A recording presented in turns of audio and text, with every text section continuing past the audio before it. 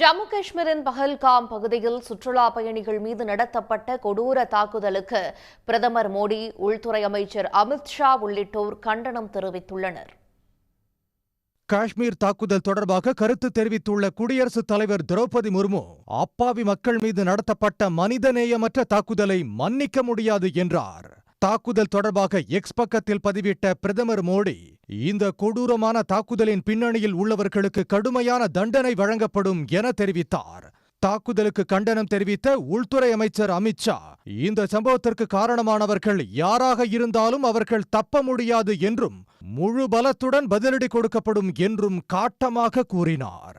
பயங்கரவாத தாக்குதல் காட்டுமிராண்டித்தனமானது என முதலமைச்சர் மு.க. ஸ்டாலின் கண்டனம் தெரிவித்துள்ளார். இந்த தாக்குதலுக்கு அமெரிக்க அதிபர் டிரம்ப், ரஷ்ய அதிபர் புட்டின், இத்தாலி பிரதமர் ஜார்ஜியா மெலோனி உள்ளிட்ட தலைவர்கள் தங்களது கண்டனங்களை பதிவு செய்துள்ளனர். உடனுக்குடன் செய்திகளை தெரிந்து கொள்ள சன் நியூஸ் பெல் ஐகானை கிளிக் பண்ணுங்க.